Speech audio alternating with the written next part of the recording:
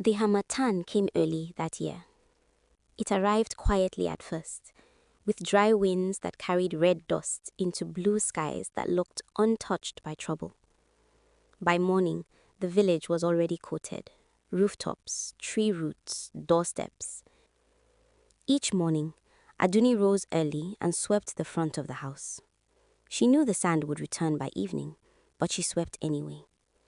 When her arms tired, she rested her hands on her swollen belly and sang softly to the child inside.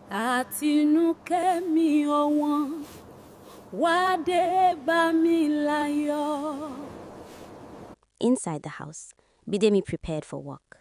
He moved with purpose, the way he always did, already thinking ahead. As Aduni watched him, she felt the distance before it happened. He was a man who believed love meant provision, that safety came from effort and sacrifice. He dreamed of cement walls, of a wide compound, of a life where his child would never know hunger or red dust clinging to her feet. Aduni brought up the sand piling up. She needed help, but Bidemi's sense of duty always pulled him outward. She needed him at home with her, doing little chores and playing games together. Still, he left her with small, gentle reassurances.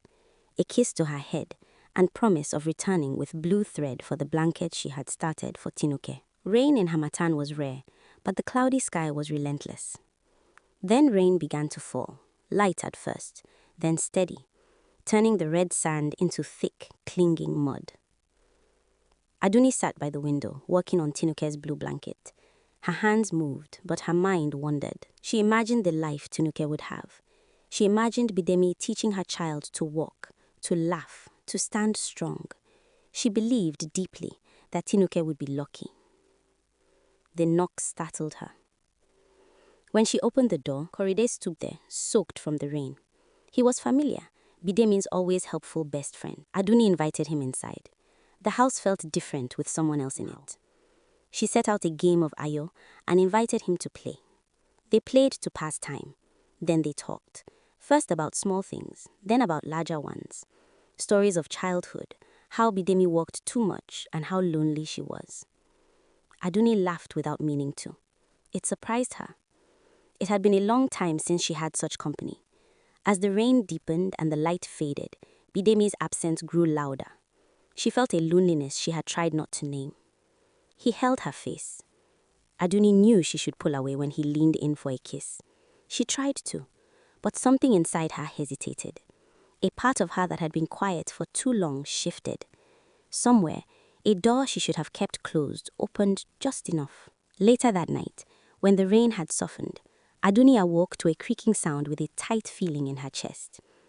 She noticed the front door was slightly open. The next time it creaked, they both woke up. Then Korede dismissed it as harmattan winds. When morning came, Korede was gone.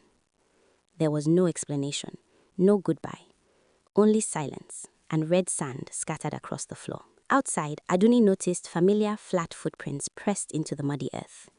She assumed Bidemi had passed through earlier, heading out for work as always. She returned to Tinuke's blanket. When the blue thread ran out, she thought of Bidemi's promise, then wept from the guilt. He did not return that day, or the next. Aduni asked the neighbors. No one had seen him. Worry spread quickly. Men gathered. Lanterns were lit. His name was called into the wind, but the harmattan carried nothing back. They found him 3 days later. He lay beneath a drift of red sand. His feet were stained deep red with mud.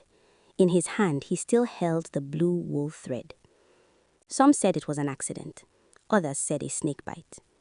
Aduni did not believe them. She remembered the footprints outside her door. She remembered the open doorway. She remembered what she chose not to stop. As she took the thread from his hand, something inside her broke loose. She cried until her body shook. On the 7th day, Aduni wore black. That day, she sang to Tinuke once more. But the song was different now. Heavy, bitter.